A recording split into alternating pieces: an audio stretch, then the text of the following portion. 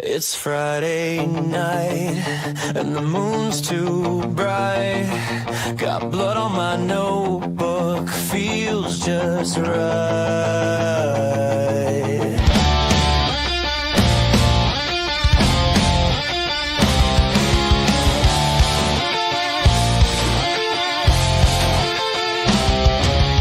Woke up late with a black cat stare. Coffee's cold and I don't care. Got a plot twist crawling in my head.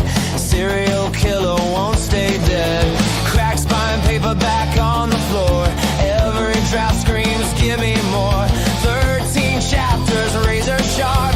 Carve my name in a broken heart. Tick tock goes the clock on the wall. Deadlines laughing down the hall. Full moon rising, can't slow down. I'm the maniac in this ghost town. It's Friday the 13th, baby. Sharpen your pen, slash through the doubt.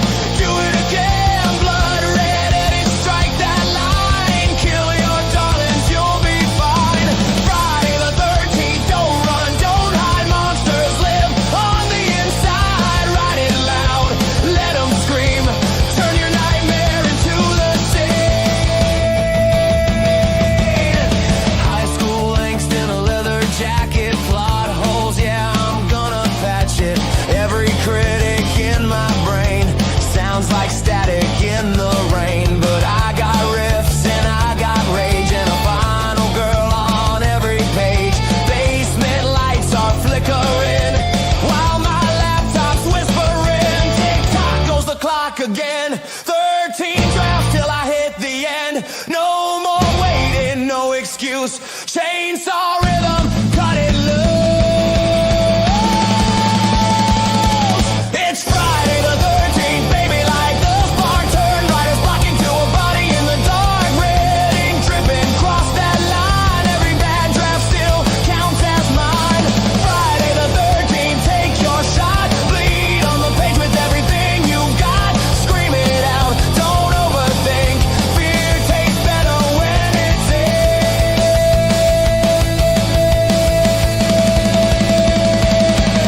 Maybe I'm the villain in my own damn head. Maybe I resurrect the words I left for dead. Maybe superstition's just an alibi for every dream I let slowly die. So I lace up boots and I press compile. Laugh like a psycho, crooked smile. 13 reasons not to quit and one good reason to finish it. Friday the 13th, hear the crowd. Misfit riders screaming loud. No more waiting for a sign. You're the lightning in the spine. Friday the 13th, ink stained hands. Building horror with your own two hands. Write it fast, let it bleed. You don't need luck, you just need speed. You just need speed.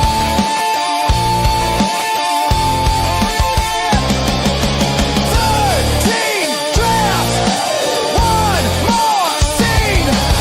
Cut it clean, make 'em scream.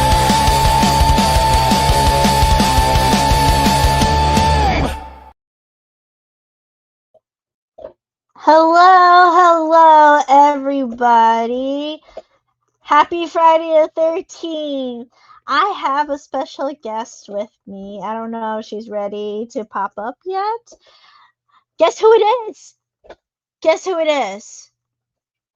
I guess you will never guess. It is. Drumroll, please. Alyssa. Our lovely Alyssa. The queen How's everyone of doing? queens. So, we all know what today is. Friday the 13th. So, I thought it would be cool to do like a slasher type story for today. Always.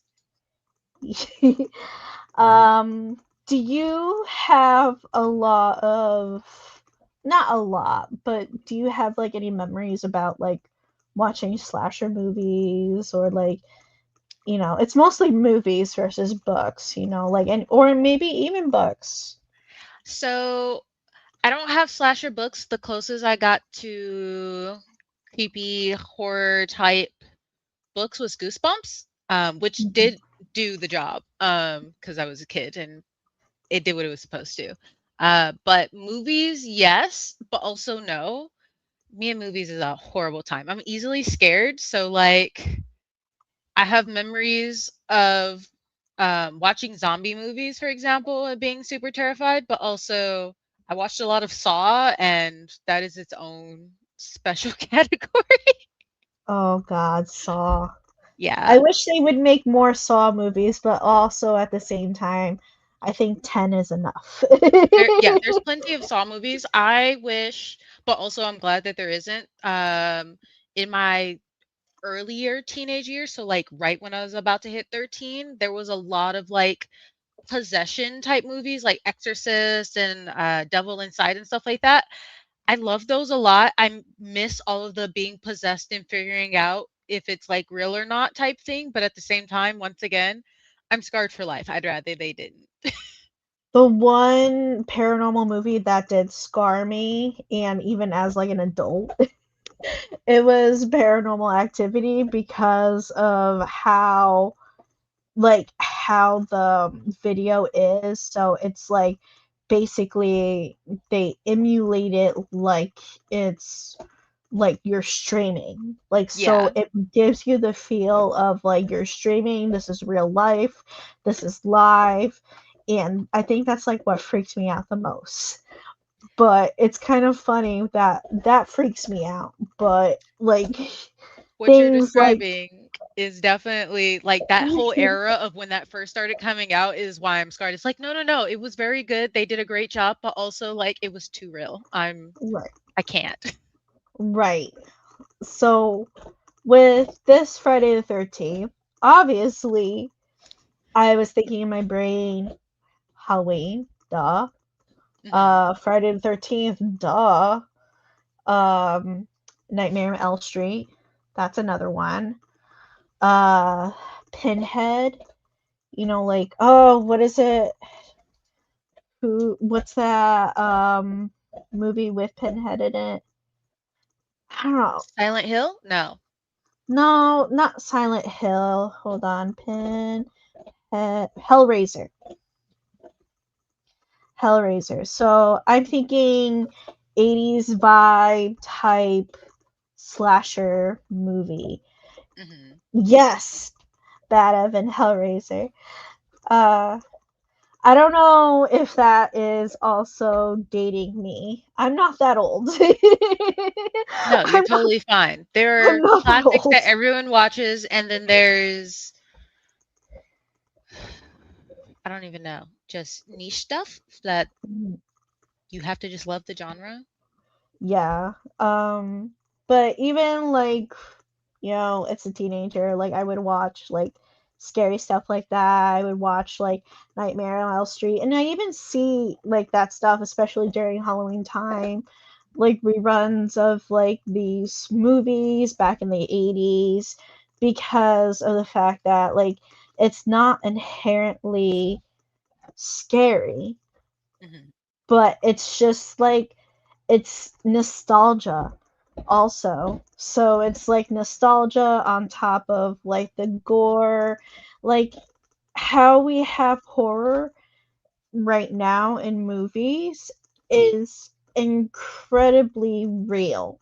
It feels so real. We have like the CGI and we have better techniques in movie. Back then, you had a lot of off-screen stuff, and then when you have on-screen stuff it was pretty simplistic, so it's not as real. It was also kind of gave like a little bit of a comedy-esque along with it. Like it was funny, Mhm.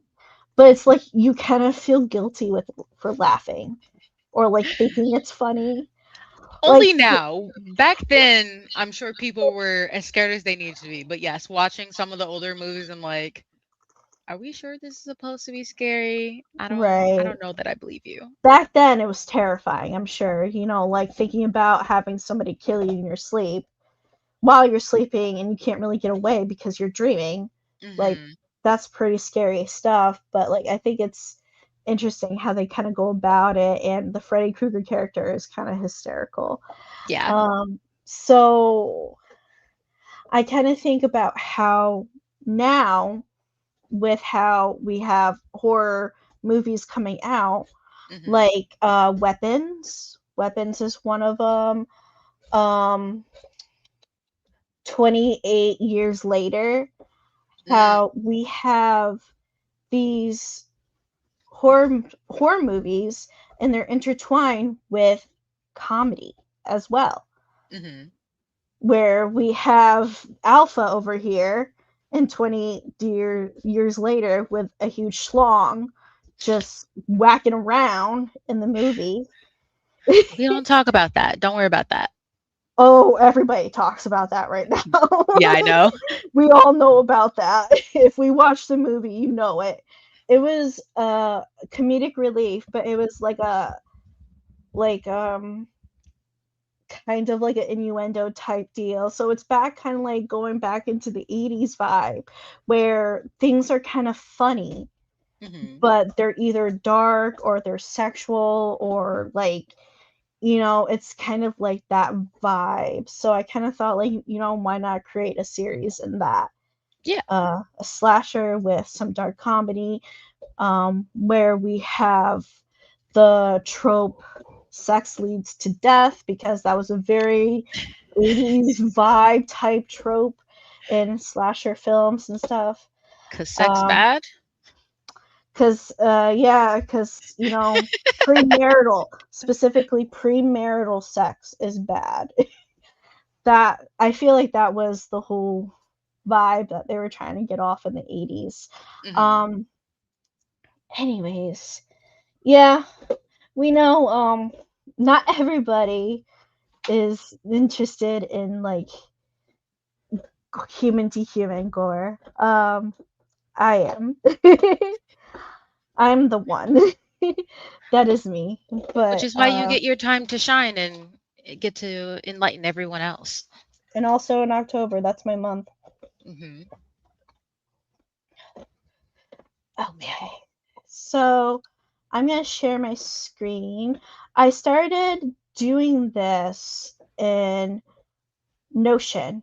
So I basically put this link in Notion here and stuff, and we're going to go through it and everything. But before we get into this, we have some housekeeping stuff. Obviously, excuse me, obviously, like and subscribe if you want to stay up to date with everything, and if you want to see me again, if you want to see Alyssa again, if you want to see Elizabeth or whoever decides to come up here and everything, like and subscribe. You'll get notified when we're planning on going live. So you won't be missing anything all FFA related. Also, they get to see our news release. Oh yeah, Wake Up Raptors. With that, Alyssa and I are doing where we are wearing cute little dinosaur hoodies, and we give you the news on everything all FFA.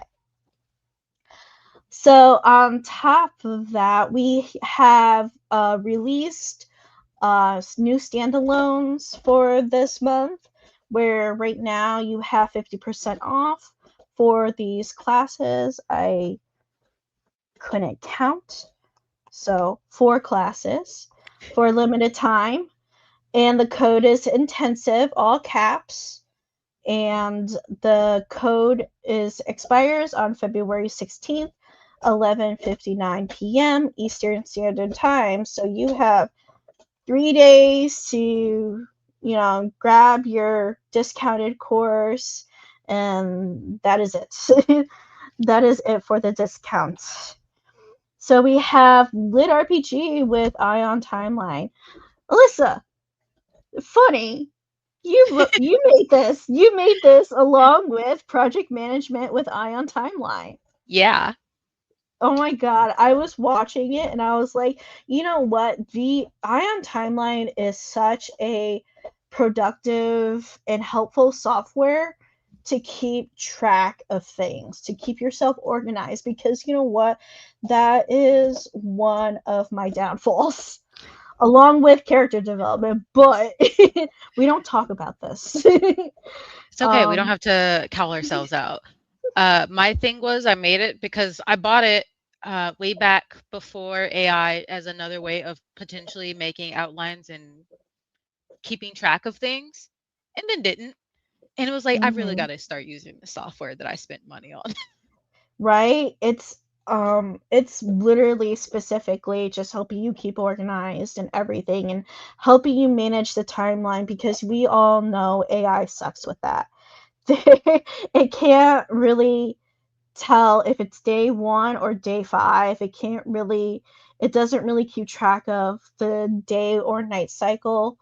And like this will help you kind of keep track of that yourself. And honestly, the timeline is the last thing that I tend to think about.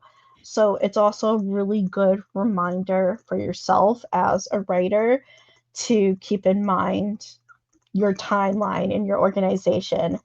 Other than that, with lit RPG is pretty extensive and is really absolutely necessary to kind of keep track of your timeline and when things happen and such. Same thing with fantasy. You get those epic fantasies that are 150,000 words. I bet you're going to lose track of time within How that did you story. know what my next class was going to be? Call it intuition. I had a feeling. Yeah. Yeah, fantasy, that's one of the big issues with fantasy, along with world building, is timeline, like keeping track of timelines. So these are two wonderful courses that will help you manage your project, and then also manage your story that is specifically lit RPG related, that our wonderful Alyssa has created, and they're 50% off. Why wouldn't you grab it? So next we have Introduction to Cloud Skills. What the hell are cloud skills? Like, what are they? They're different from agents. It's created from our amazing Kimberly Gordon, that oversees Ink and Code Society right now.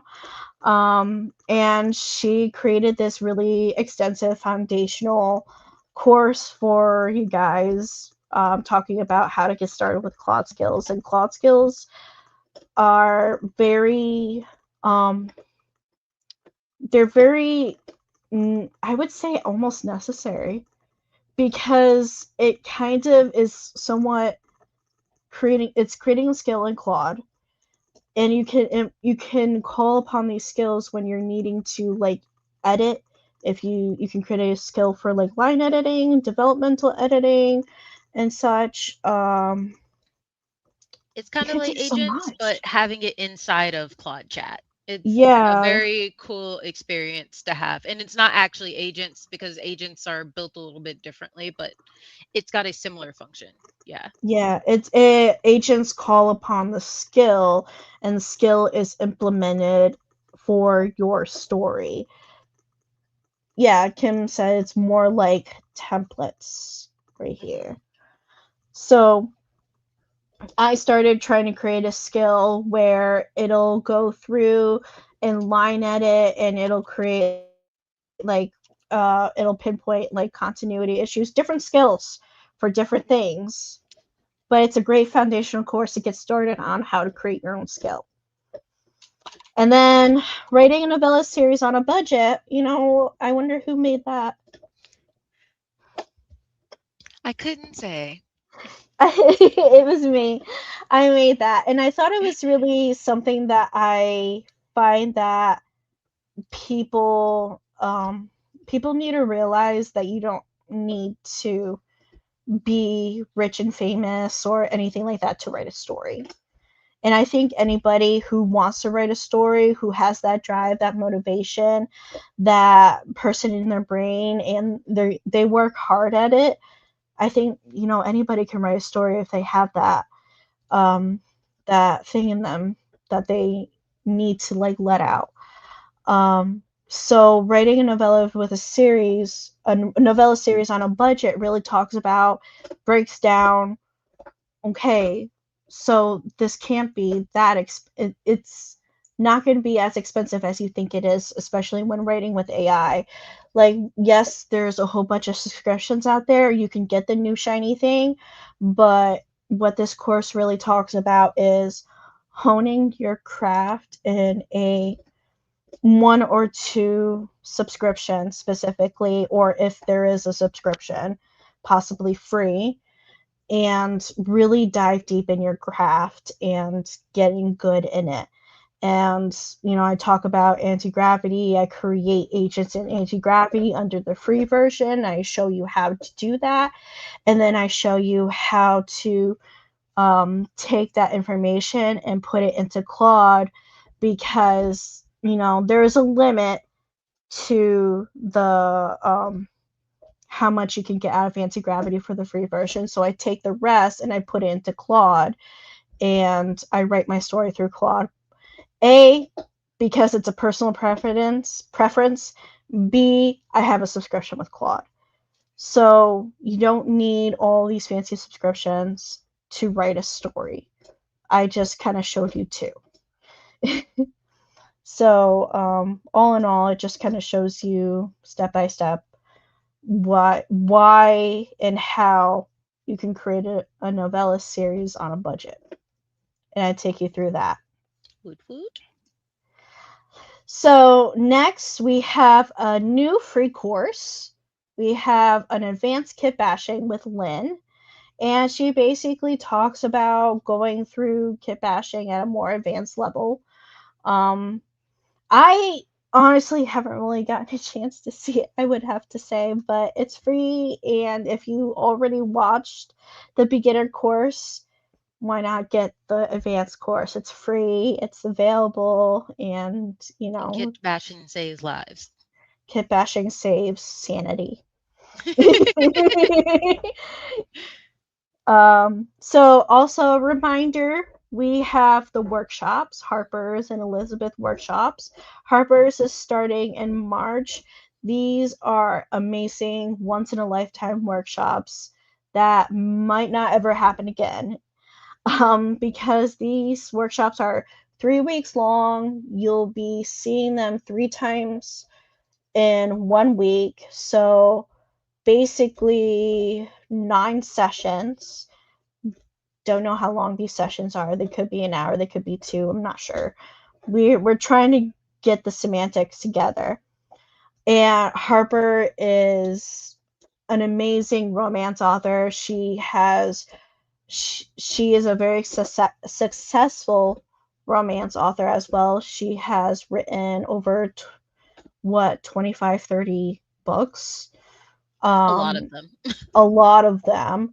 And she also is a consistent teacher for our course. So you probably, if you're in the membership, you probably have watched her do her women's fiction course, and And her she's done a romance lot. series and her affinity course. Yeah. Harper does a lot of Oh courses. my They're all god. amazing.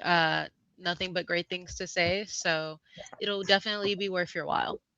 Exactly. Affinity course. I started watching that and then I got distracted with Notion. And then Too many new Elizabeth. shinies. I know so many. And then anti-gravity. And then we have Elizabeth, I got a Notion. Even though she's focusing on Jaff, which is Jane Austen fan fiction, which, yes, you can be incredibly successful in this genre. People eat this type of genre up. A lot of her workflow can be implemented in other genres. Same thing with Harper's. Like, I'm not a big romance author. Like, the most romance I do is dark romance, but that's kind of mostly it. I'm going to be taking those. Because the workflow is what you're basically paying for. And these are really efficient and effective workflows that you will be able to replicate within other genres.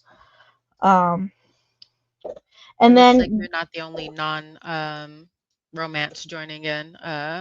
Danny also will be attending. yeah, Danny and I will be there together. You can never learn too much. And I Yeah. think it's always a great thing to have to learn. And then, you can get both of them in a bundle for over 30% off both workshops. So that's a lot of money being saved. That's $500 being saved if you get them all together. Um, so for this specific live, I kind of created a prerequisite. We're going to be talking about the narrative physics engine. I'm not going to really dive deep into it and explanation and stuff and what it is and stuff. It's basically a constraint system. There's a bunch of different components within the narrative physics engine that basically is telling you how to talk robots to the AI to allow it to be able to compute and be more efficient in its interpretation of your story, basically. And that's why we have a course called Exploring the Narrative Physics Engine by Stacy.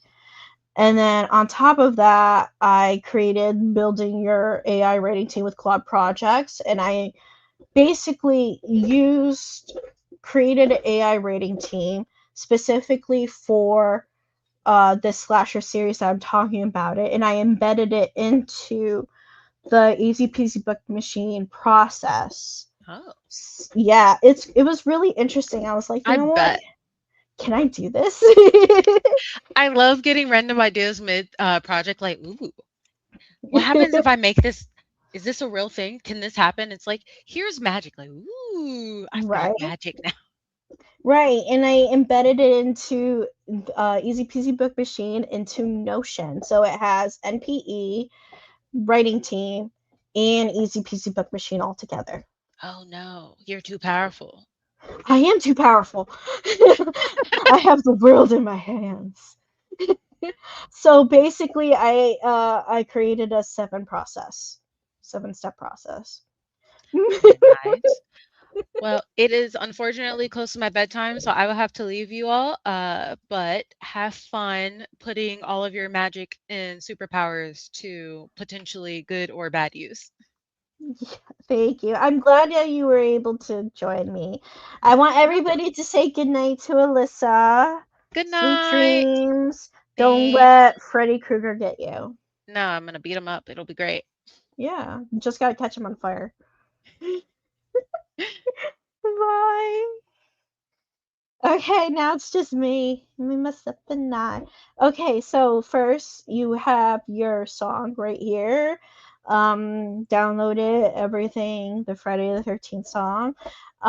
So first I kind of created the this type of prompt of what I kind of wanted from Claude, and I used Claude for this. This was before Opus 4.6 came into the scene, or I would have used Opus 4.6. Um, but I think I used Opus 4.5 for this. The prompt I used was I want to create a writing team for adult slasher horror. I want this writing team to focus on the trope sex equals death, which will be the romance element to the story. This writing team should be able to articulate the relationship dynamics between two characters and the escalation of intimacy. I want the writing team to also write viscerally during gore scenes. Think of movies Friday the 13th, Nightmare on Elm Street, Halloween, or Final Destination. I want the writing team to be able to articulate humor in the story, such as gallows/dark humor at appropriate times. So this is why I kind of tell you guys like the prerequisite is the standalone building your AI writing team with Claude projects, because I take you through the process of using the prompts, articulating to the prompt of how you want your story, because it has certain steps where it talks about hard limits, soft limits, genres, subgenres, your audience, such and such. It's a very extensive prompt. So basically, I take all that information and I put it into Claude, and then it comes out with what my writing team kind of what I wanted it to be.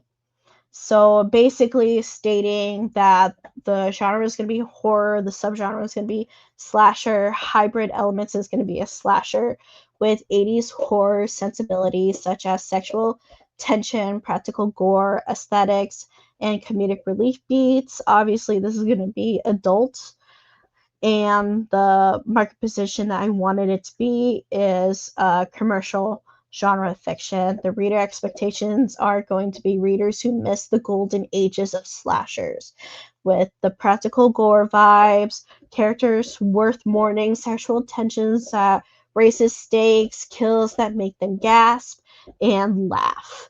So it kind of reminds me of Evil Dead, where in Evil Dead, I can't remember which one, he takes a lawnmower and uses it as a weapon. So that's what I kind of think of, something that is slightly laughable, but it makes you kind of guilty for it to be laughable. But how can you not? It's a little bit ridiculous. So then we have hard limits that we talked about, which, I don't think YouTube is very keen on me talking about this per se, so you guys are more than welcome to read through my hard limits, basically things that I do not want in the story. And then my encouraged content is going to be like creative, memorable kills, sexual tension and intimacy, visceral practical gore, description, gals humor, dark comedy beats, strong relationship dynamics, meta / self-aware moments, which I actually had to look this up. It's kind of like Scary Movie, where they were like, oh, this was in so and we should do this thing from so and so movie. So that's kind of like funny, but also like super typical of horror movies.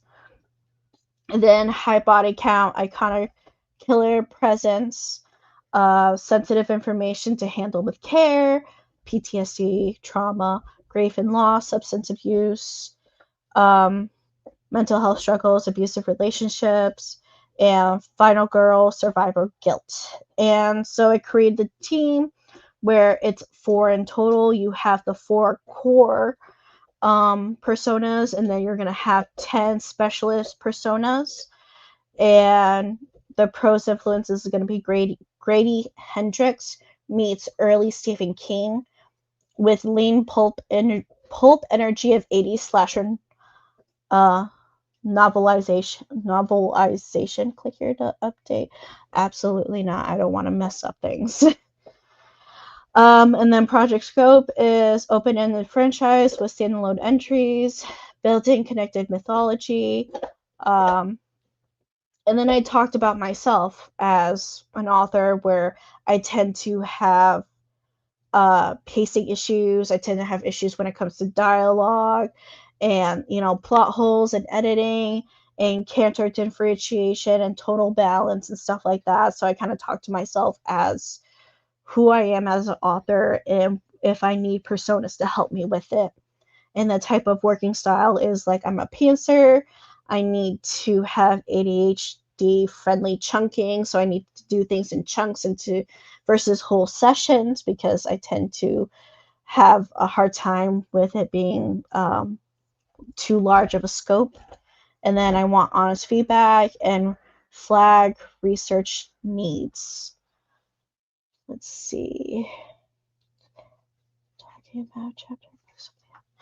Okay, just wanted to see if there's any questions. So these are the results that Opus gave me for my roles. So this is what the personas that I was talking about. We have a persona for structure and the final authority. We have silent tone and consistency, momentum and first draft. So this is the draft maker, this is the writer that you're just going to be reading through and assessing his draft.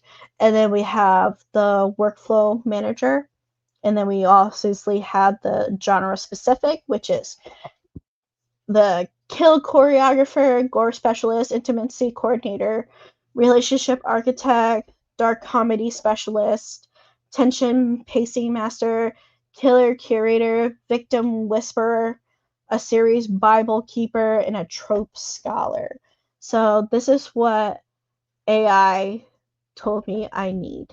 Now, that might not inherently be true, but I'm the type of person that is like, the more personas, the better, because I'm able to fill in the gaps that I have as a relatively new writer. I've only been writing for less than a year at this point, so I'm still kind of just finding my way of how I write and where are my weaknesses and where are my strengths.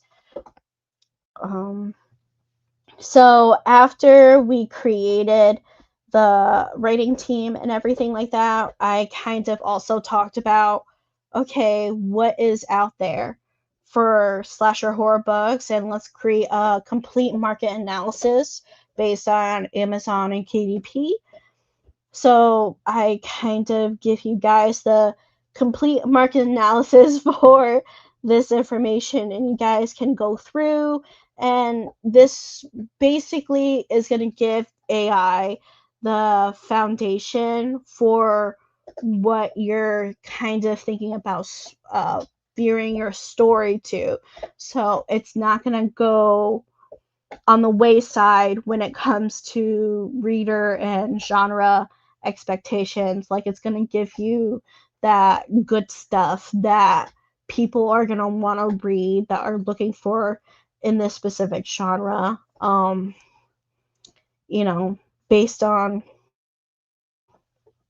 what you want to do.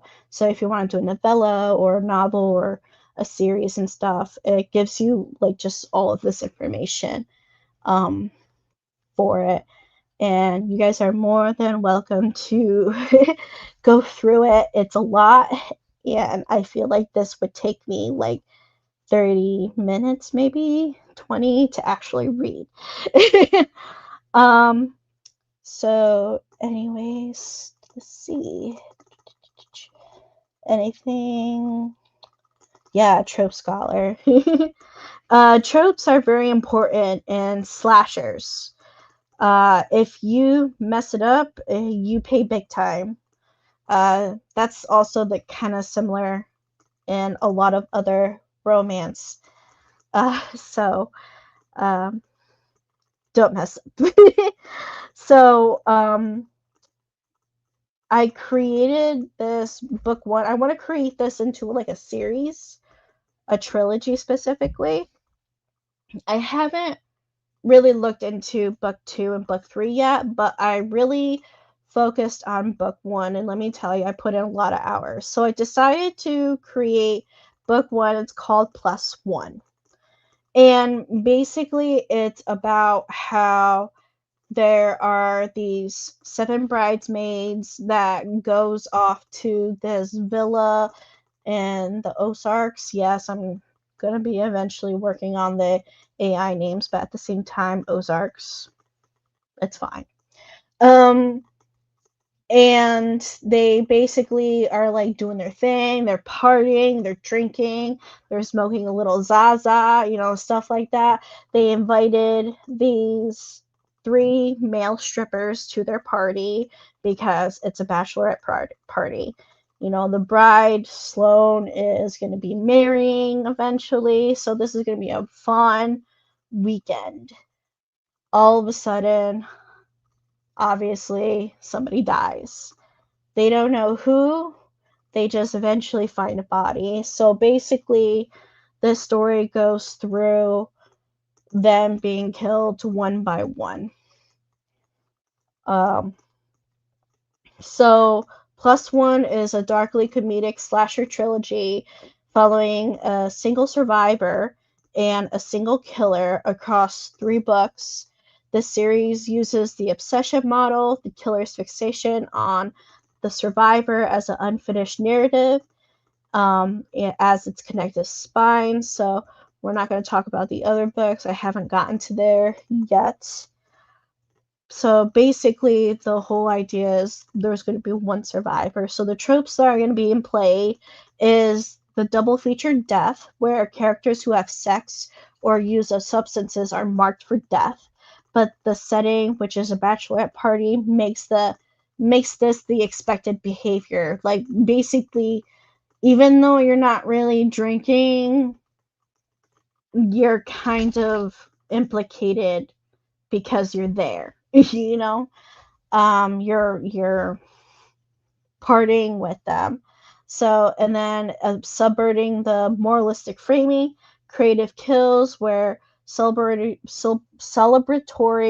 objects are repurposed as weapons. Party supplies turned lethal. The absurdity is the point. That's where it gets really interesting. College age victims. All characters are 26 plus, college friends reuniting years later.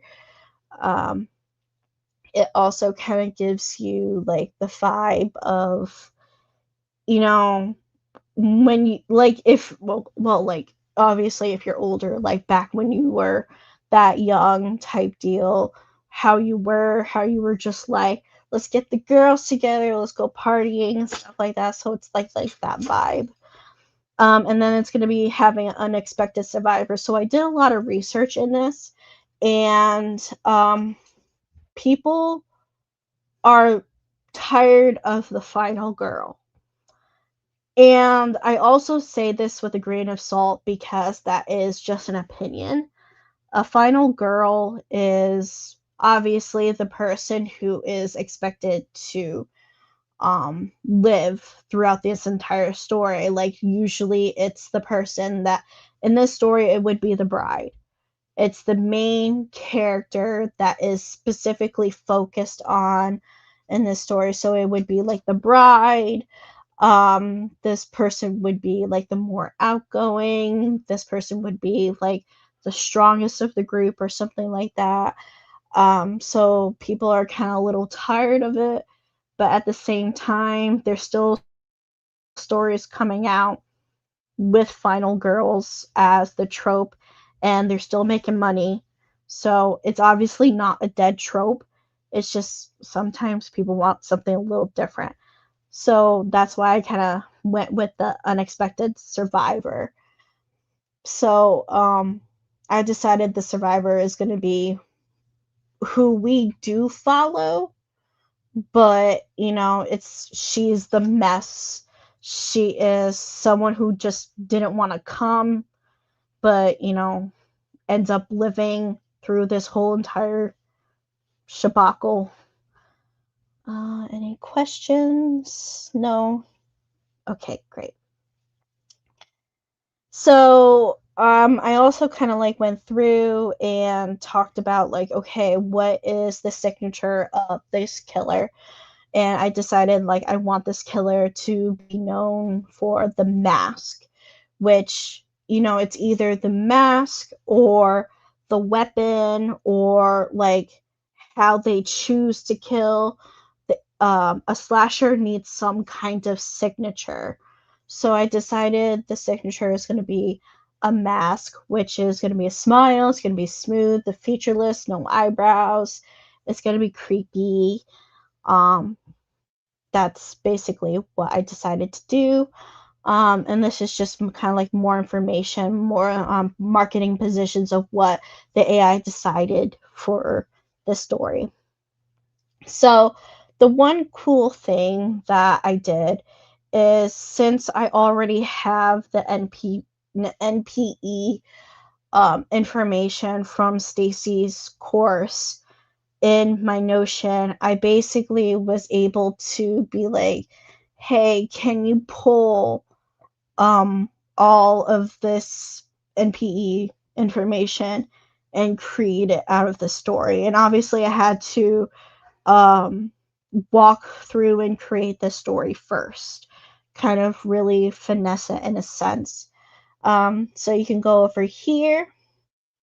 You can click add context, narrative.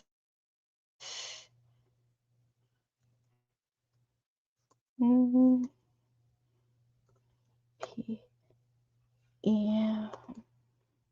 Is it only under my...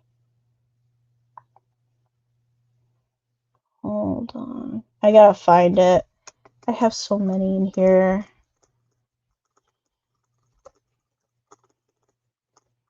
That's not how you spell it. That's why. So exploring the narrative physics engine. And basically I told AI, hey, can you go through, create the required data layer, the story Bible, plus AI engine packet, the CRL, along with it, with the and like everything that you need for the narrative physics engine for this story, and it really did it like that. It took longer to wait for it to load up and everything. So definitely work on another story, do a chore, walk your dog, something like that along with it. And then we have the EBM workflow with the writing room. So I embedded the writing room here that I created from the prompt from Claude itself.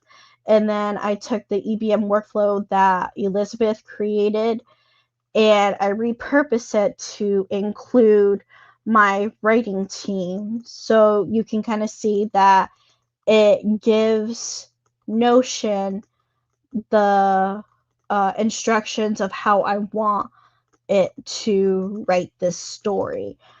So, like, obviously, this is the team overview with all of the personas, the philosophy, the operating principles, the behavioral rules for it, which is work in clear labeled phases, which is all about the easy peasy book machine process, authority structure, who is going to be focusing on what, components to maintain. So this is going to be focusing on containing all NPE sections, character list, world building, such and such. This person's going to be taking care of it. Then these personas are going to be taking care of this, so on and so forth. And then here's the loop. So the chapter plan page is going to be led by Mason Blackwood, who is the architect. And then it's going to be supported by Sylvia Dredd, Archivist Stone. So basically, you're going to having these personas talk to each other and stuff. In the background, you're not going to really see it yourself, but these personas are already embedded in this process. So basically, it's giving AI more information on your genre and what these personas are looking for and supposed to be focusing on and stuff. So then you have the draft, you have edit pass 1, revised draft, edit pass 2, and then final draft page. I included a chapter summary page just for me, but that's my personal reasons. And then the 2-stage editing rules and document standards. And then you have the core rules and their full profiles from the writing team itself. It's a lot of information. Let's see. And how the kinds of collaborate and such. You can call on your writing team anytime. And then you have also the information of your hard limits, your encouraged content, your sensitive information, and then you have all of the workflow commands for this process. And then obviously a quick reference and stuff. and it gives you this action item checklist, which allows you to kind of give you an understanding of what you need for the EBM process along with the NPE foundation. So if you were not planning on doing NPE, you don't need this, but I would recommend probably a story Bible, and then you can go on and so on and so forth. This was also something that Stacy talked about in her one class that happened not too long ago. And I just kind of use that information in here, and such. Anybody have any questions? It's a lot of information. Okay. Alrighty. I will come back and see if anybody has information questions and stuff.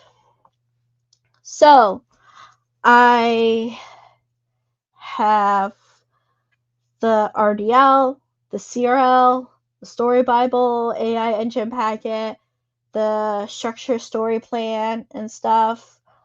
I already have my writing room with easy peasy book machine workflow and stuff. And this is like the next thing that is important, the writing style rules.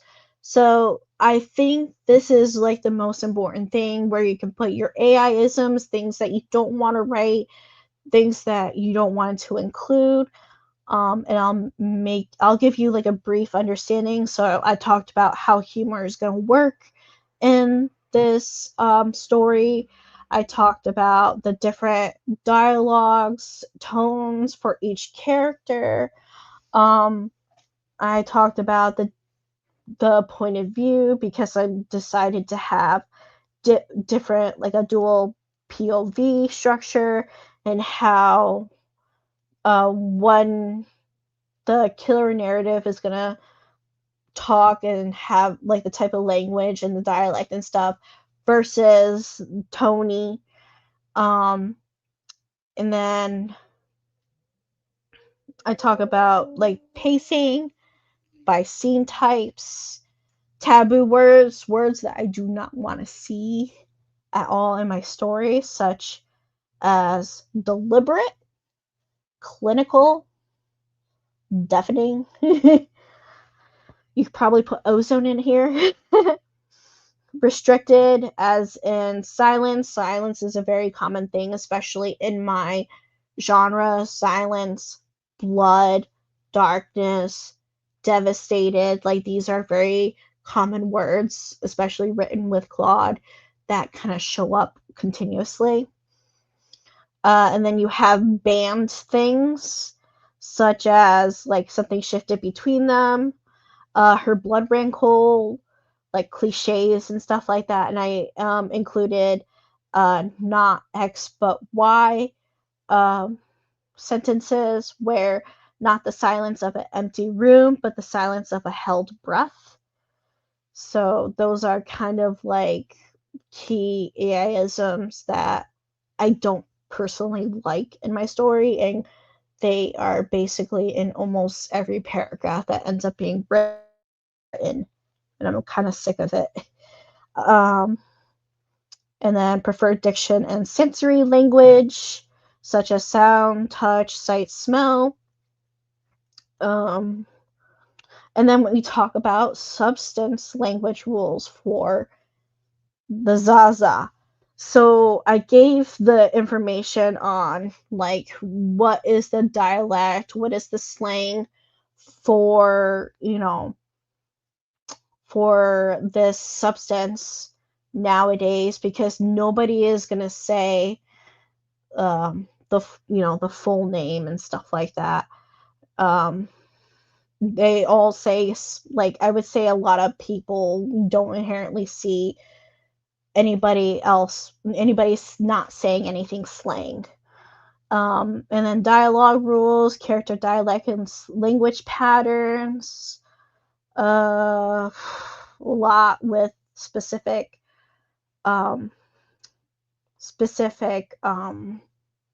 characters, yes, we have Long Dong John as a stripper. We also have Stiff Cliff, and we also have Big Dick Nick as well. I thought those were funny. Yeah, this is a lot of information. And then, obviously, show and tell. You guys have access to this, and you can look at it as you please. And then we have the living outline, which kind of gives you an idea of how you're progressing in this story. And this is like stuff that I grabbed from the course that Stacy taught in the membership, and I was able to just like implement this in here. And then we have the final repository, which is where final drafts are kind of at. Right now, I already have 1 and 2 in here. I have to already edit them. I kind of figured like I wanted to show you guys how it created. I have not touched these chapters, no matter how much I've been wanting to so bad, but I'm really interested in how my efforts for how long I've worked on the story structure has ended up being. So we're going to go through that. And then we also have like the achievements and milestones where, my trophy case has the party starts and then first blood, which first chapter finalized, villa doors are open, the party has begun. You're in the game now.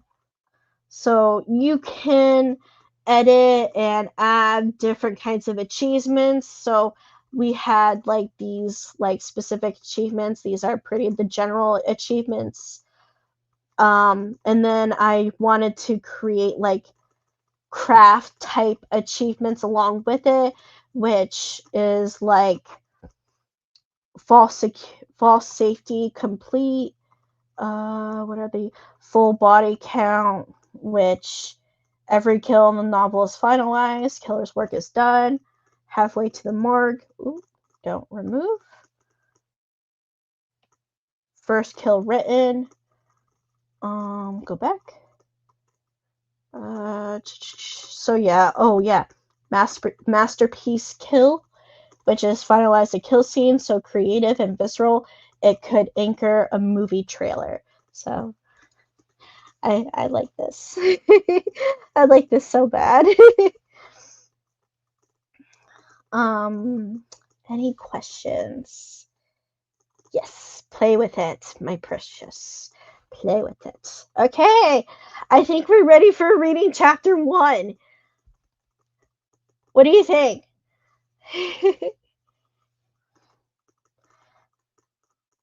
Let's go with this.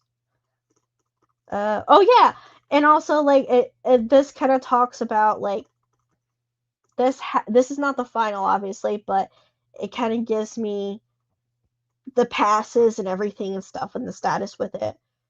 So when you do this type of workflow, it does take a bit. It might take like 5-10 minutes, or Notion could choose to like freeze and take like maybe an hour. I've encountered that a lot, and my impatient self did not like it. Okay. Got my popcorn. This could probably get me try writing a session. Oh my god, Harper! I love hearing that. Maybe you'll actually be able to write that dark romance that you should be writing.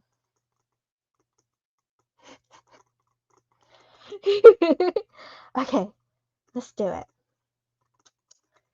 Tony Reyes pulls into the driveway 40 minutes late and sits in the car with the engine running. The sedan smells like the air freshener she bought at the last gas station, a cardboard pine tree swinging from the rear view that does absolutely nothing to cover the smell of the coffee she spilled on the passenger seat somewhere around hour 3. The windshield has a crack that starts at the bottom left-hand corner and runs diagonally to just below her line of sight. A slow-motion fracture she's been watching grow since November. She should get it fixed. She won't get it fixed. So this is a little weird, but she won't actually get it fixed. What does it say? But she won't. Okay, let's make it simpler. Through the cracked glass, Stillwater Retreat looks like a place that belongs to other people. Stone and timber. This looks weird. What do you mean by that? Please clarify and expand upon what you mean by that. It's too literary, and I don't like it. Stone and timber, a wraparound deck with string lights already on, even though the sun is still hands width above the ridge. Floor-to-ceiling windows reflecting the valley back at itself. The kind of house where you take your shoes off at the door, not because someone asks, but because the floors make you feel like you should.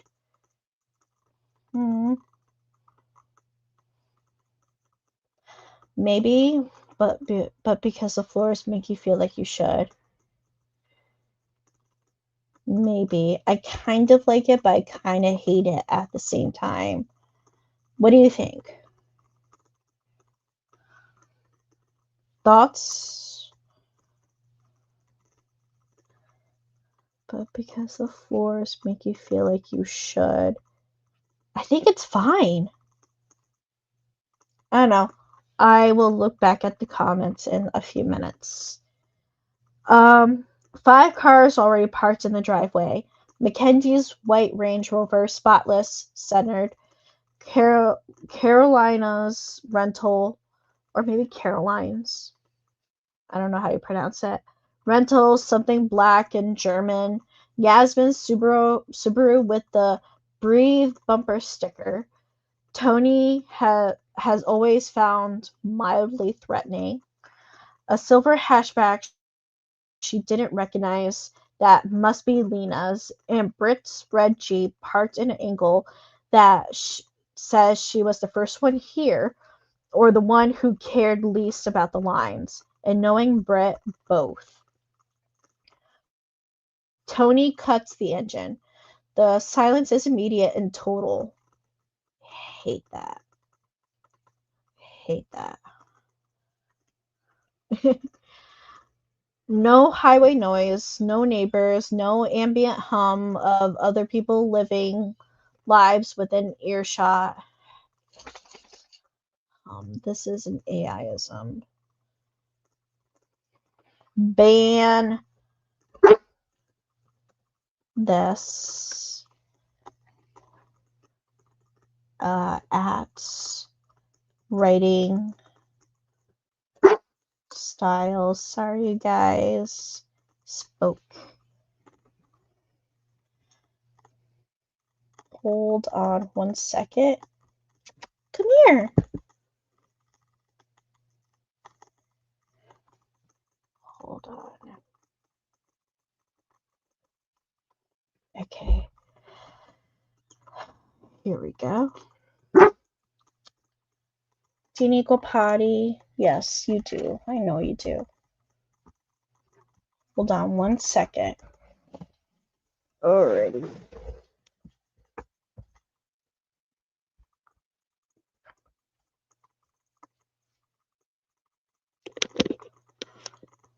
Hold on. Sorry, guys. Stand by. Yeah. Thank you. Okay.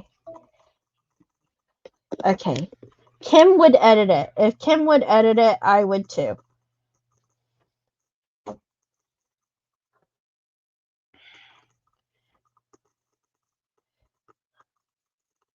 So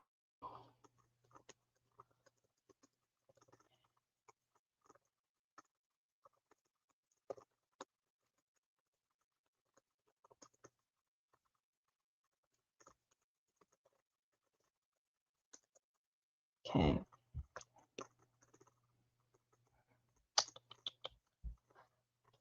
So no highway noise, no neighbors, no ambient hum of other people living their lives within earshot. Just the valley green and deep and very, very quiet. I would want to expand upon this a little bit.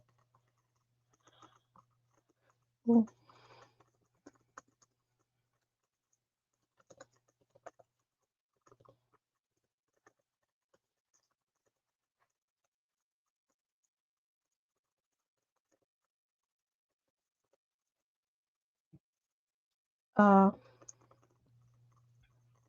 Sloane asked her twice.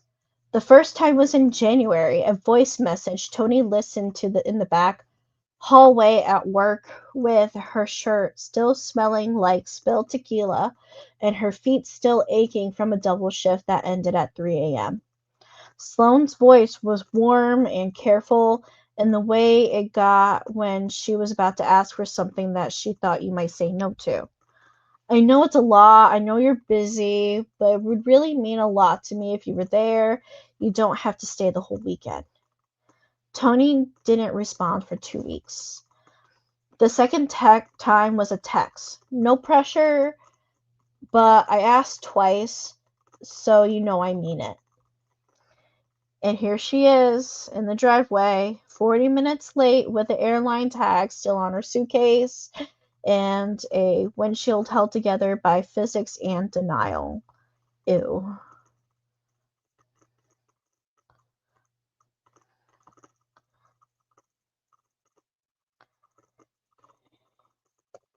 Hate this.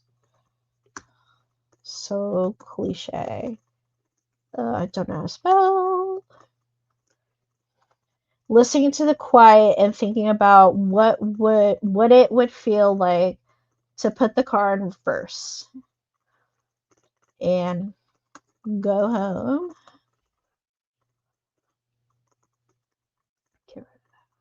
She grabs her bag from the back seat, checks her face in the rearview mirror, and gets out. The gravel crunches under her sneakers. The air smells like cedar and dust and something green and alive that she doesn't have a name for.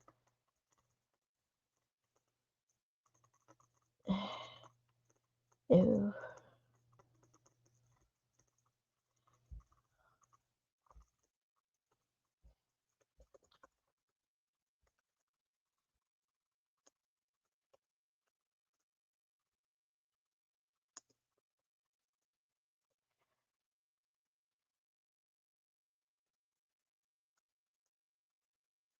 It's specific. So readers could visualize with the story. This is beautiful. She cannot afford this. She's halfway up the front steps when the door opens and Sloane is there. You came! Sloane's whole face does this thing it always does, the thing that makes it impossible to stay guarded around her. Open, bright, genuinely surprised, even though she's the one who asked twice. She pulls Tony into a hug that smells like expensive shampoo and Prosecco. I'm so glad you're here. I'm so glad the GPS worked, Tony says. I haven't had cell service since I passed a gas station that was also a taxidermy shop.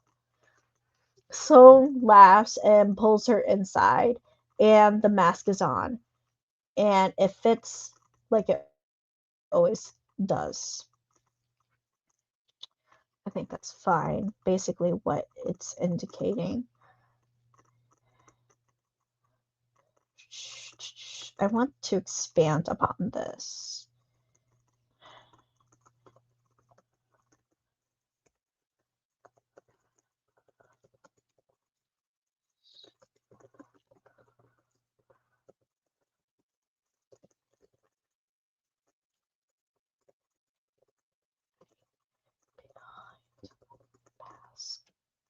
Metaphorically. Okay. The villa is worse up close. Worse meaning better. Worse meaning the gap between this place and Tony's apartment with the radiator that screams. In the middle of the night. Why the gap? This AIism. Okay. Meaning the space. She can feel it in her teeth.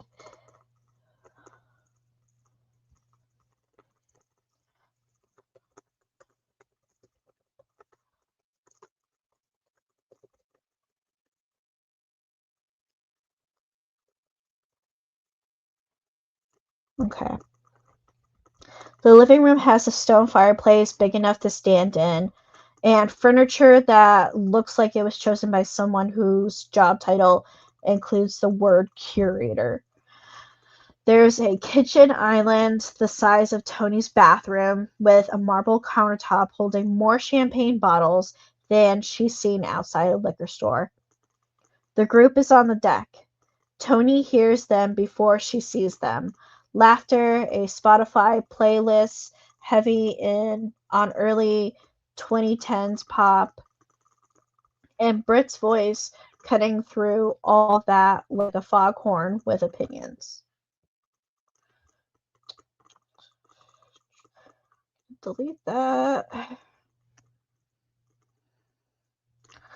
There she is! Brit is up and off the deck chair before Tony finishes sliding the glass door open. She's wearing cutoffs and a tank top that says Bride Tribe in rhinestones, and she's already sunburned. And she has a drink in each hand. Let me see. She's already sunburned, and she has a drink in each hand. She holds one out to Tony without asking. Vodka soda, lime, not lemon. We were about to send a search party, or Mackenzie was. She had a contingency plan and everything. I had a timeline, Mackenzie says from the patio table without looking up from her phone. She's wearing a linen set the color of oat milk, and her hair is in the kind of effortless bun that takes 45 minutes. It's effortless, but not very effortless. How does she know how long it takes?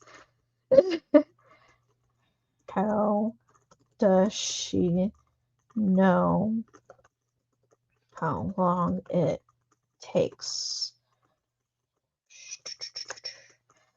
A laminated piece of paper sits at her elbow, creased down the middle. The itinerary. Arrival window was 3 to 4. It's now 4:40. I love that you laminated it, Tony says. She takes the drink from Brit. We already established that. I love that you think she's joking, Carolina says. She's in the Adirondack chair near the railing, legs crossed, sunglasses on, despite the shade. Her voice has always done the same. Every sentence sounds like a compliment until you replay it in the car on the way home. You look great, by the way. I love that you're still doing the low maintenance thing. It's very you. Oh my god, I love her. I love her so much. Oh my god. Yes, maybe it is a Cinnabon.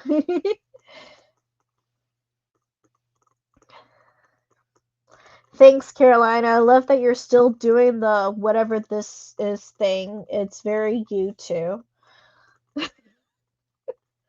Sloane makes a sound that is technically a cough. Yasmin floats over from the far end of the deck, where she's been doing something that might be yoga or might be interpretive grieving. What? Why would you? Maybe interpretive dancing?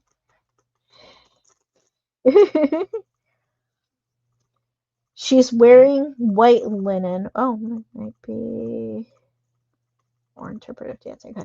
She's wearing white linen, no shoes, and a crystal the size of a golf ball around her neck. Tony, I'm so glad you're in the space with us. Oh my god, I love her too. She puts both hands on Tony's shoulders and looks directly in her eyes. How are you arriving? By car, Tony says reluctantly. Britt snorts in her drink. And then there's Lena. She's standing slightly apart from the group near the railing, holding a glass of white wine with,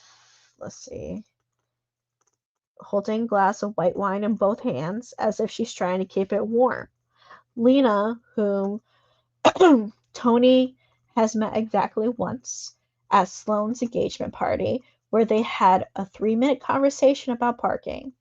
Lena, who is Sloane's newer friend, the one from the art collective, the nonprofit, or the community garden.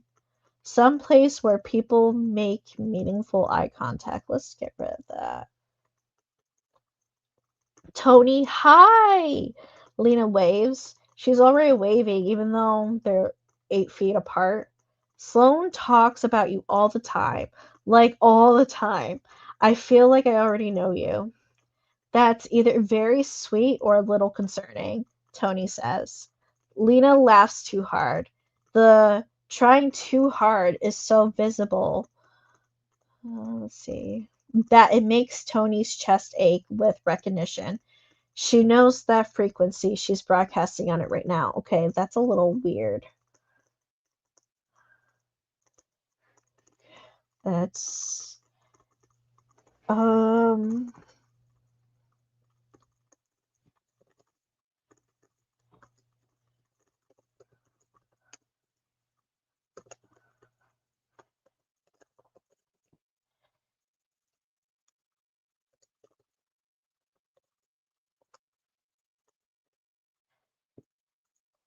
over there. Okay. Tony takes a sip of the vodka soda. It's perfect. Britt knows how to make it just like she likes it. The deck faces west, and the valley opens up below them like something that should have a fee attached. That's weird. I'm just going to delete that. The ridgeline is thick with trees that go from green to black as the slope drops away, and the lake sits at the bottom. Delete that. Still in silver in the late afternoon light.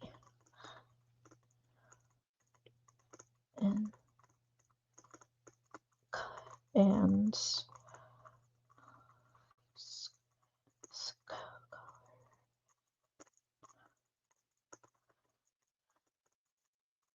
explain that it's colored like silver. Okay. There's a dock, a fire pit ringed with Adirondack chairs, a hot tub on the lower deck, already uncovered and steaming. It's the kind of view that makes you feel small in a way that's supposed to be comforting. I'm just going to delete that. Okay, Mackenzie stands, itinerary in hand. Now that everyone's here, welcome to Sloane's last ride. I have us on a schedule, but it's a flexible schedule. Mackenzie, Britt says. It's laminated. Lamination is a medium, not a philosophy. Mackenzie doesn't blink. Tonight is casual. Dinner at 7, champagne toast at sunset, hot tub, bonfire, bed by midnight because tomorrow's a full day and I need everyone rested. What happens tomorrow? Lena asks. She'll tell us, Carolina says, repeatedly. Sloane catches Tony's eye across the deck and does a small, conspiratorial smile that means, I know, but I love them, but I know.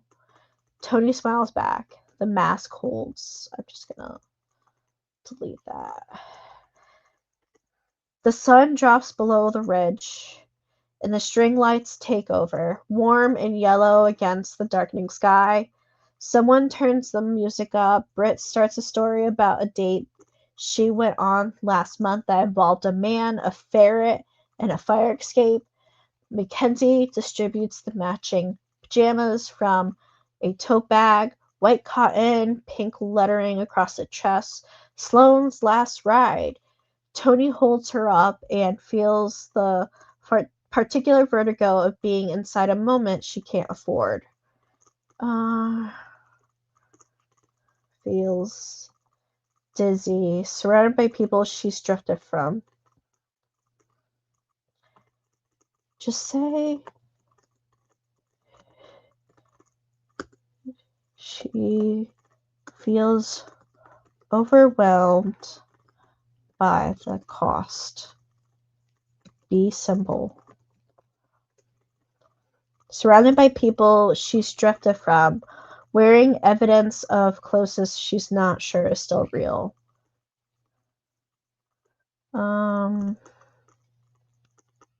Let's also be more simple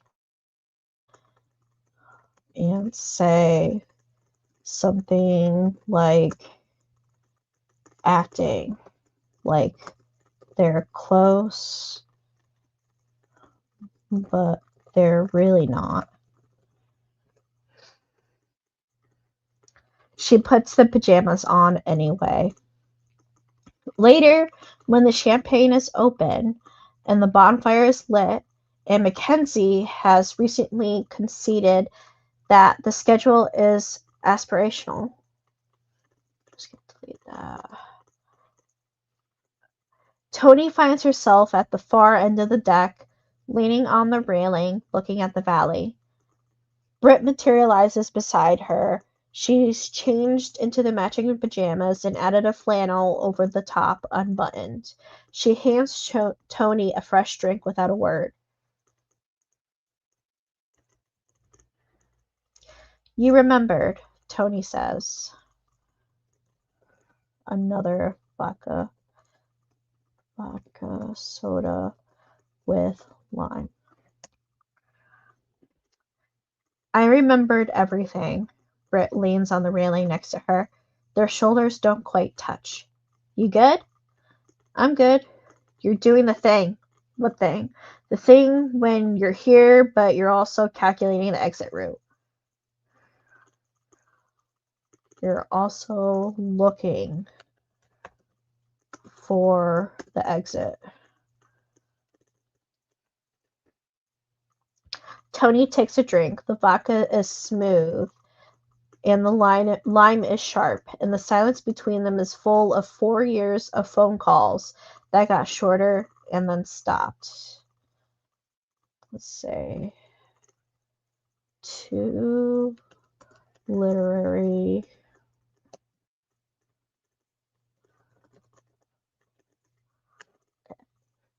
I'm not calculating anything. I'm not looking for a exit. On exit. I'm admiring the view. It's dark out there. Most views are, if you wait long enough. Britt laughs, soft and real, and for the first time it's the old sound. soft for a second. It's like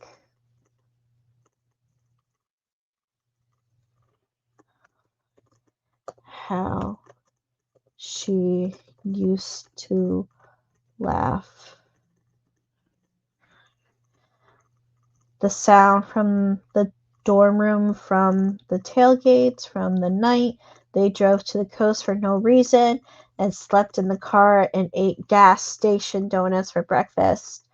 Before the drift, before the distance became the whole landscape.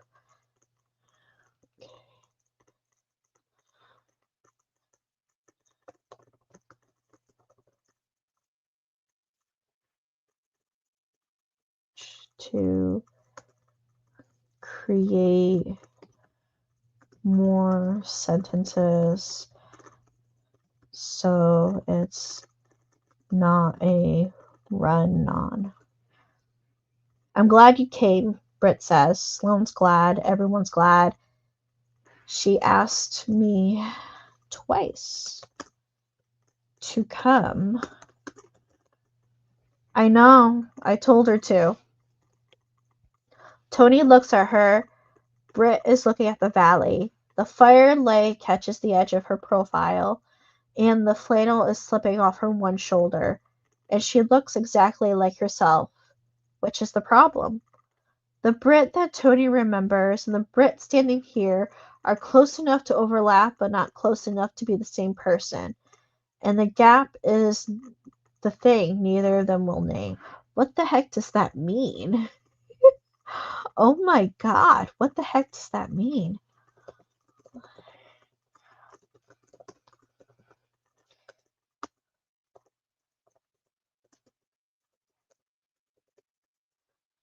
Oh my lord. How are we doing?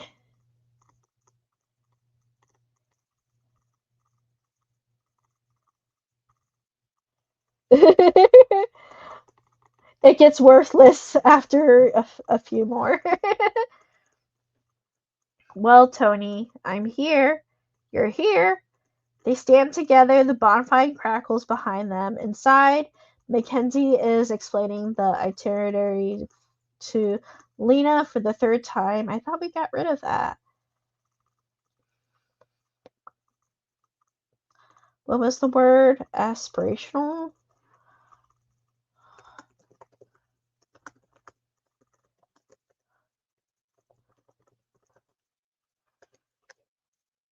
And Carolina is opening another bottle, and Yasmin is trying to teach Sloane a breathing exercise.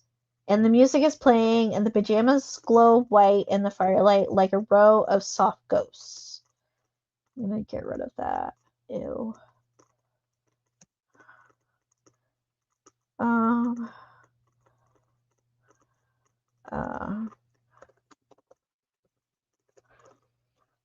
Tony finishes her drink and looks at the valley one more time. It's beautiful out there. It's dark. She almost didn't come. She's glad she did. She won't say it out loud.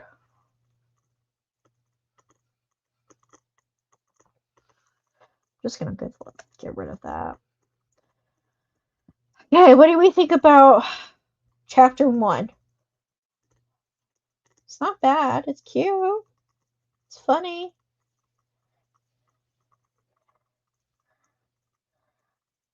Okay, let's see. And then, like, honestly, it's not bad. It's not bad. Like, I'm working on this dark romance, and let me tell you, 90% of the chapter was all yellow.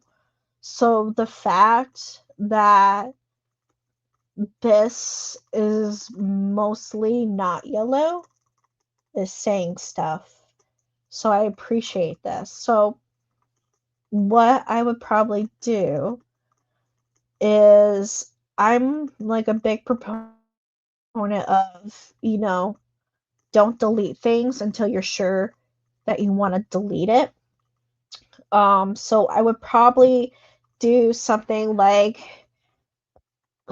please read and analyze the comments notated in this chapter. Please make a plan to fix these issues stated in the comments.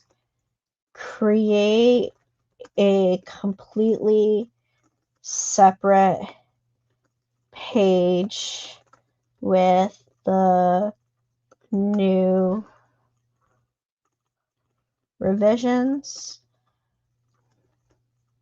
prior to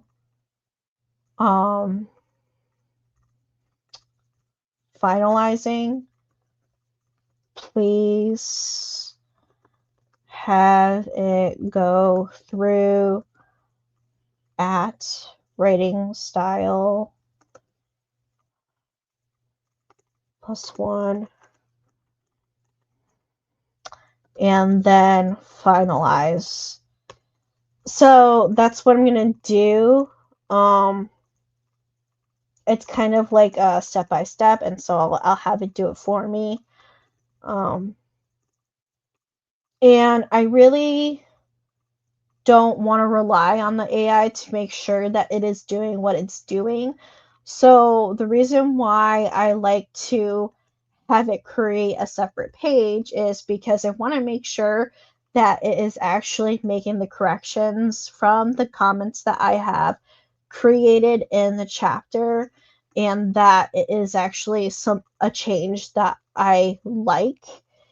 And I like to kind of compare and contrast, and sometimes, I wouldn't say sometimes because I haven't really actually encountered this, but I would also anticipate the fact that maybe it had made a change that I didn't really inherently like to the entire paragraph, but it made the changes that I kind of similarly like. So in a sense that I'm kind of kit bashing, kind of, but I just like to make sure that I have my ducks in a row, that I'm not deleting things without verifying that I want them and such. And yeah, so it's working on that. I wanted to tell you guys something, but now I cannot remember for the life of me because I got carried away. Anyways, any questions?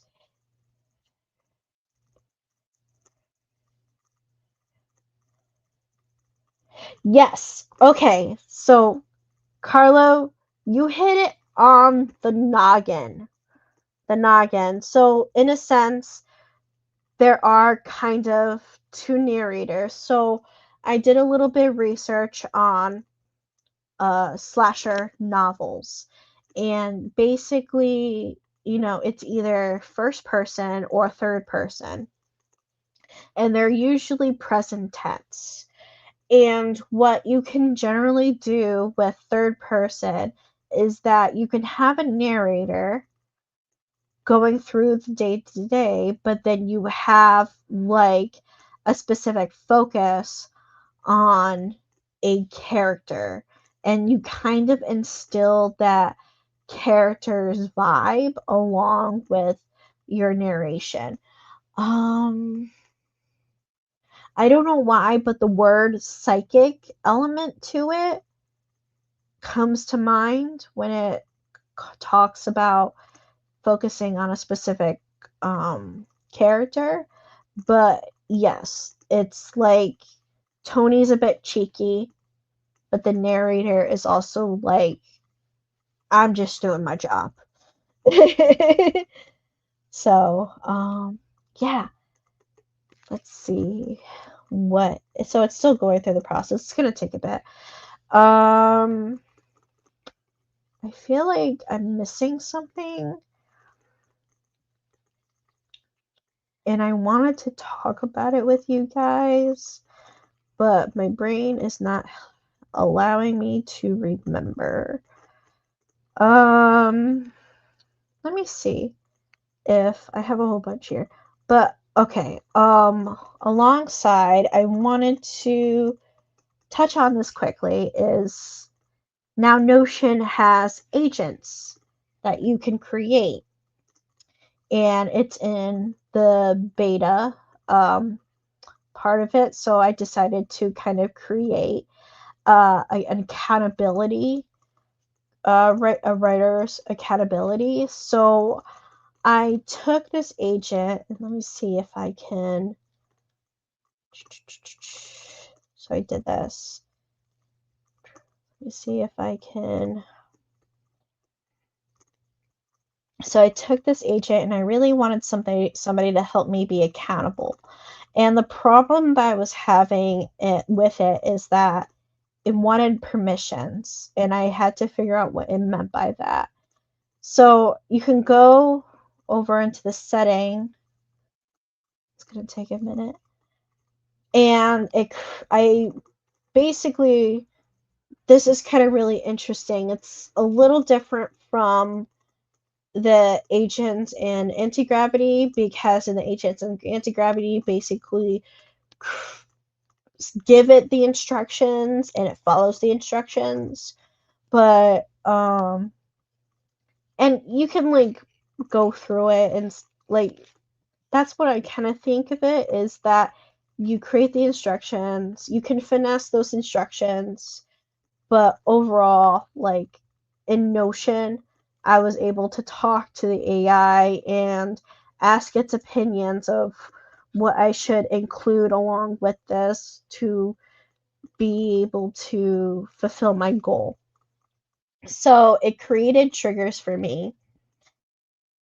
But firstly, the goal was I wanted to be able to focus on 3 different projects, whether they're standalones, novellas, or series. And I wanted to be able to have the ability to focus and be able to keep track of their progress and keep track of like when was the last time I worked on it, and I wanted to yell at me every time it's been too long since I worked on it. So basically it created a daily trigger for me to give me that reminder every morning to be like, hey, work on your shit. And then you have a weekly Sunday trigger, which gives me a summary of what I did this week. And then I have a monthly, which will give me a monthly update of what I did this entire month. And it helped me create the writing log. It helped me. It's also going to update the writing log automatically. It's going to also take information from the living outlines from the workflow that I was working from, and it's going to use that information automatically update into the other databases. And then this is like the instructions for the accountability stuff, and then you have to use this is basically your permissions. You have to give them specific page permissions and whether they can edit or only view it in order for it to actually work.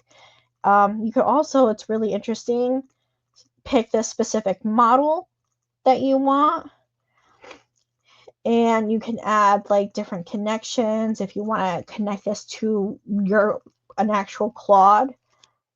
If you want to use this to access like a specific website, and then you have like the ability to give it web access, and then you can restrict specific websites along with it.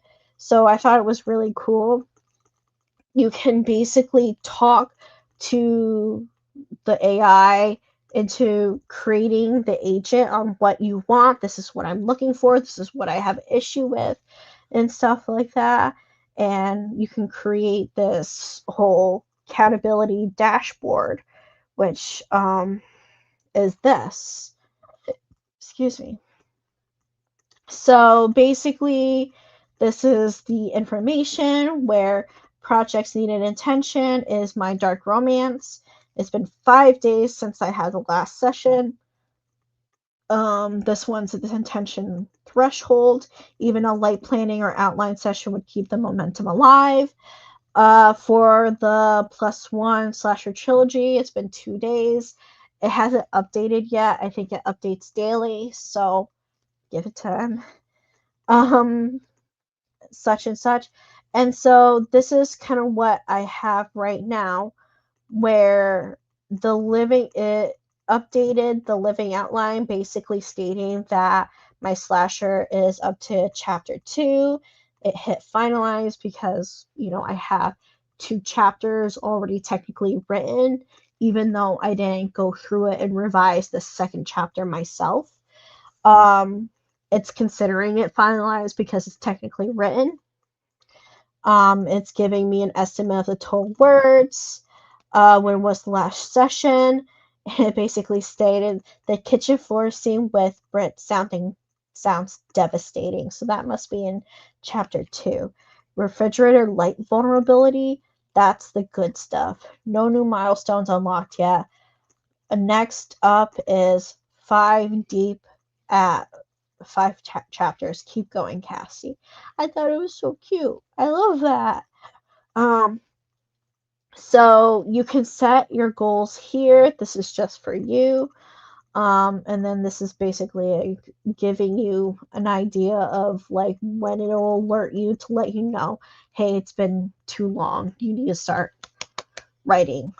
And so this is all of the story projects that I have currently. So you can see it updated to 2 and such. The last session, it's been this many days since the last session, the total words that I have.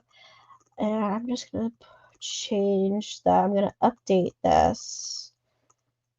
I don't know. This is a little weird. Maybe it's because it can only have one technically active and the other one's technically on hold. That's fine. Working on it. And then writing log. This, for some reason, has to update. Let's see, it's supposed to update what I did. And then writing goals. These are my writing goals. So I don't think it updated my writing log.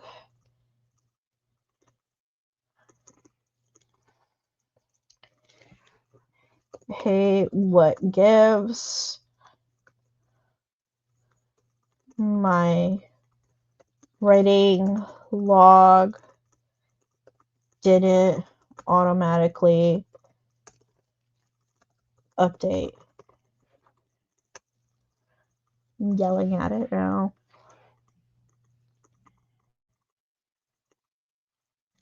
Okay. Okay, let's see where we're at.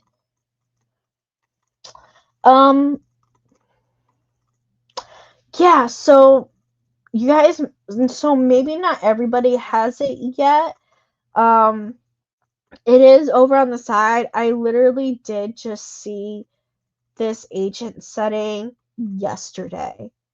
And I know other people had this available to them prior to me. So I think it's still kind of being given, and like it says, it's still in beta, so it probably doesn't want it to crash. So I think that's kind of interesting. So hopefully you'll see it in a few days. So let's see what you can do. Check the mystical see what the triggers are. No triggers, alternative. Okay. So basically, it's telling me talk to this guy. Be like, hey, my page at, what was it? Rating. Rating log. Didn't automatically update. And I worked on my story. What gives?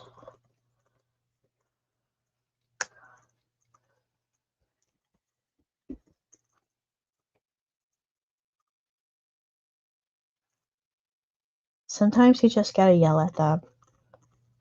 Does anybody have any questions so far?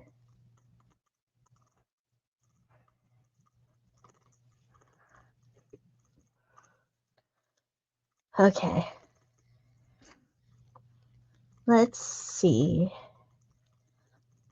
Now, that's because the writing blog doesn't auto-populate. It's designed as a manual log session. You can add, you can create a new entry that automatically update your story projects, are automatic when you update, but the writing log itself is currently no. Tell me which story you worked on tonight and the details, words, blah, blah, and I'll start writing the session for you, or if you prefer, you can add entries directly into writing. I don't like that. I don't like that. Is there a way to make it automatic?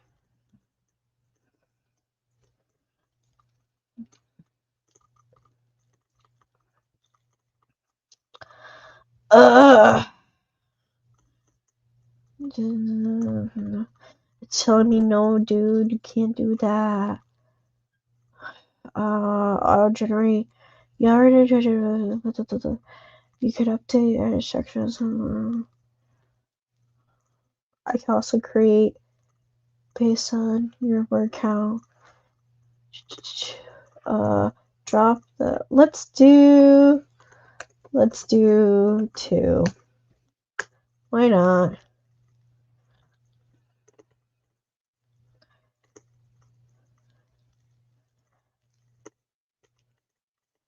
So it's doing the thing. Noodling.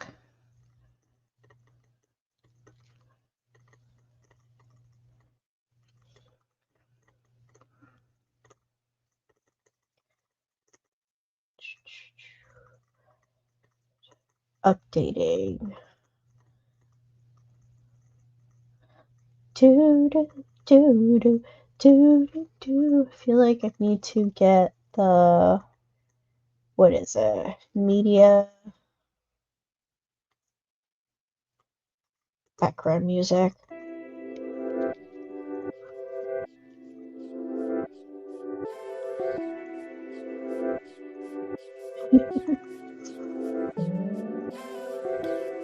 Okay, so it looks like it finished. Okay, so it's all set up where the writing logs is now set up to both the living outline scenes from now on.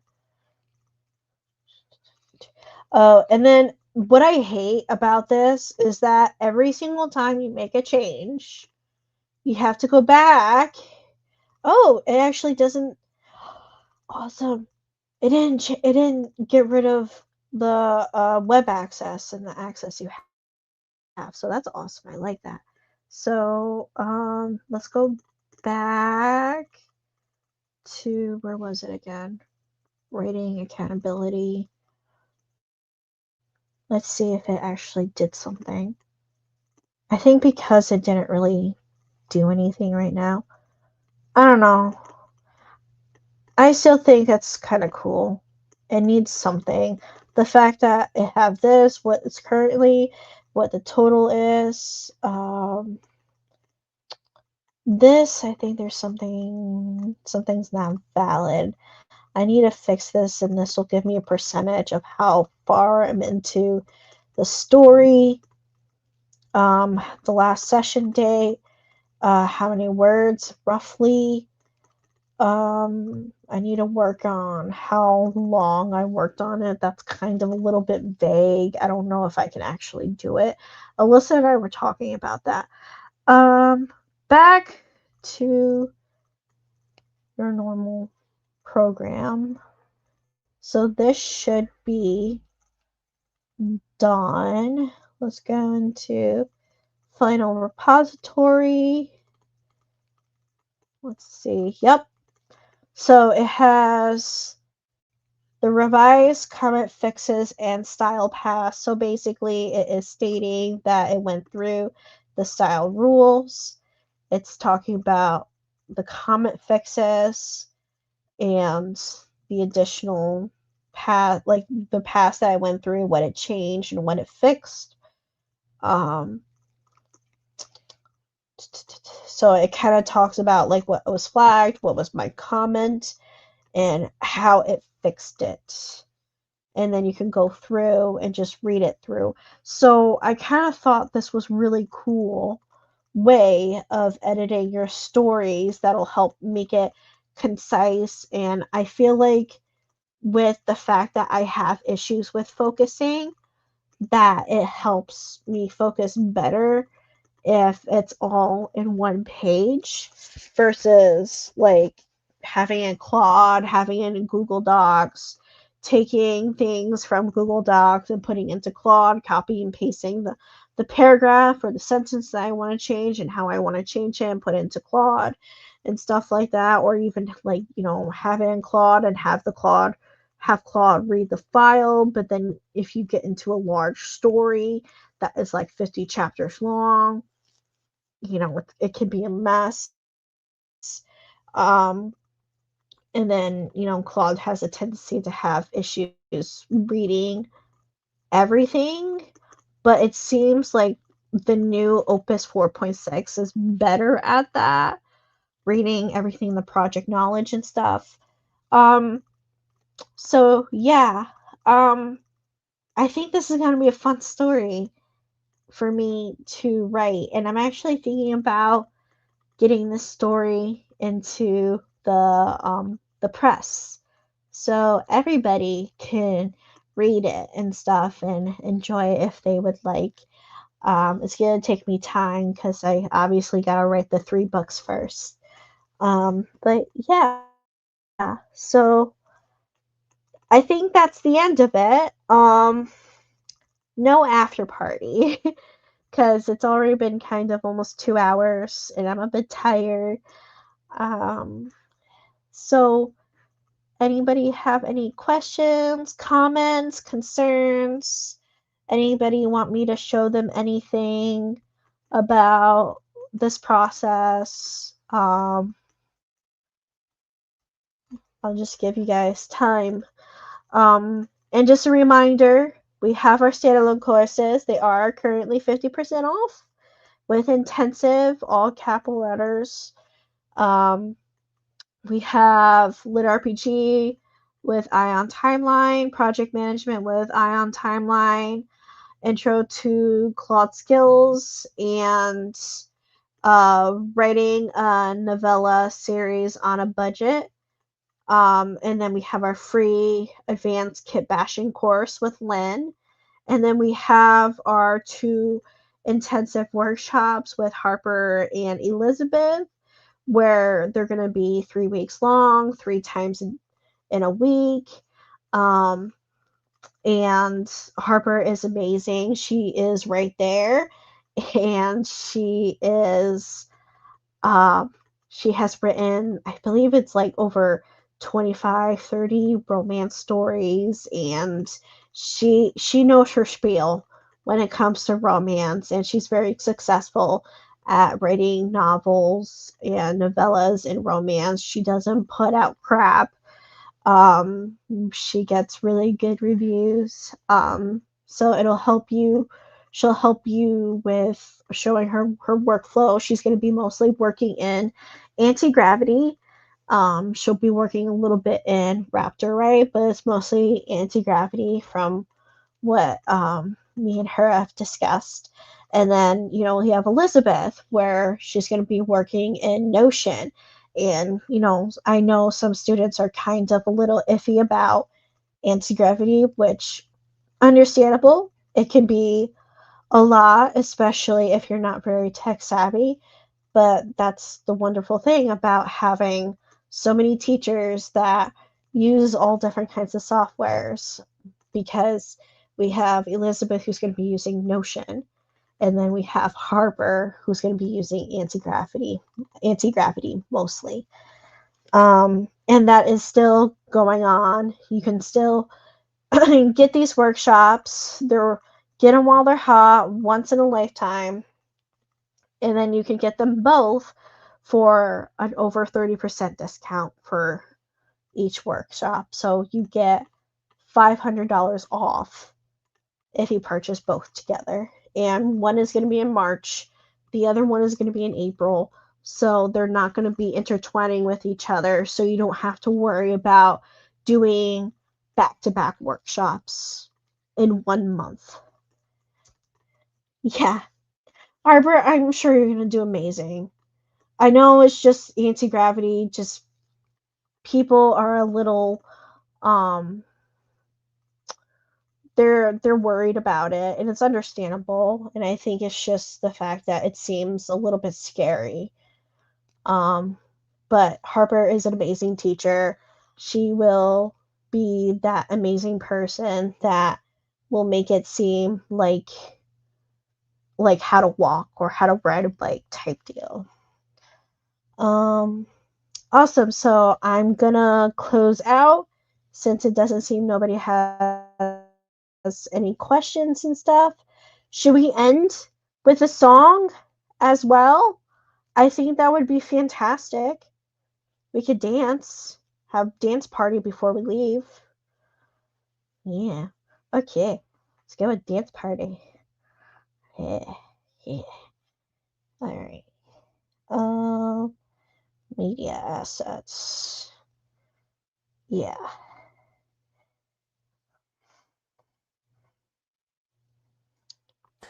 It's Friday night and the moon's too bright. Got blood on my notebook, feels just right.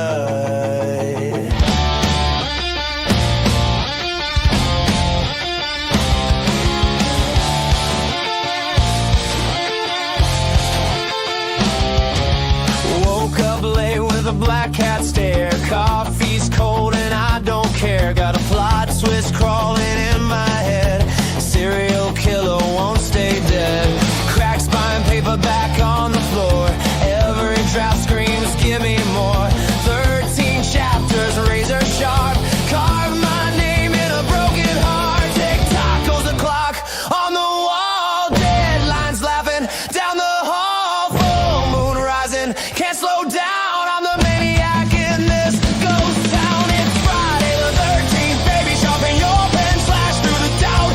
Do it again, blood red, and it strike that line. Kill your darlings, you'll be fine. Friday the 13th, don't run, don't hide. Monsters live on the inside. Write it loud, let them scream. Turn your nightmare into the scene. High school angst in a leather jacket. Plot holes, yeah, I'm gonna patch it. Every critic in my brain sounds like static in the rain. But I got riffs and I got rage, and a final girl on every page. Basement lights are flickering while my laptop's whispering. Tick tock goes the clock again. 13 drafts till I hit the end. No more waiting, no excuse. Chainsaw rhythm, cut it loose. It's Friday the 13th, baby, like the spark. Turn writers blocking to a body in the dark. Red ink dripping, cross that line. Every bad draft still counts as mine. Friday the 13th, take your shot. Bleed on the page with everything you got. Scream it out, don't overthink. Fear tastes better when it's in.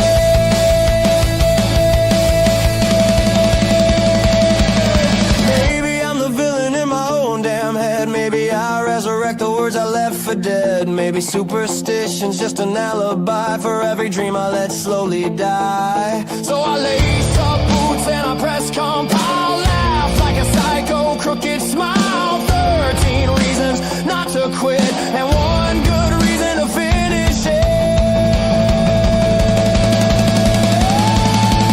It's Friday the 13th, hear the crowd, misfit riders screaming loud. No more waiting for a sign. You're the lightning in the spine. Friday the 13th, ink stained hands building horror with your own two hands. Write it fast, let it bleed. You don't need luck, you just need speed. You just need speed.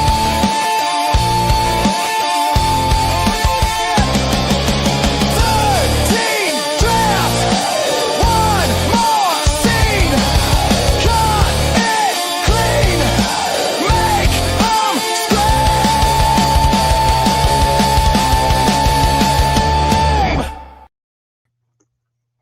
Alrighty. Love you guys. Have a good night, morning, wherever you are. Peace out, Girl Scouts.